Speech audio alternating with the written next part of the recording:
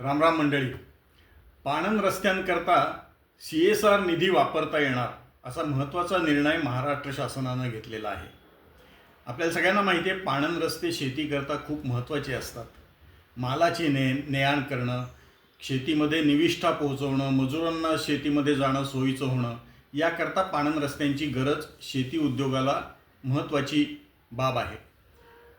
महाराष्ट्र शासनातर्फे पाणंद रस्त्यांचं सीमांकन करण्यात येणार आहे, ते जाहीर करण्यात येणार आहे.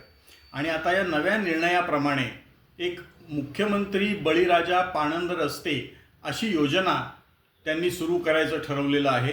यामध्ये आधीच्या 13 योजना पाणंद रस्त्याशी संबंधित आणि मनरेगाचा निधीसुद्धा वापरता येणार आहे. पण महत्त्वाची गोष्ट म्हणजे आता CSR निधी जो आहे तो पाणंद रस्त्यांकरता वापरायला शासनाने परवानगी दिलेली आहे.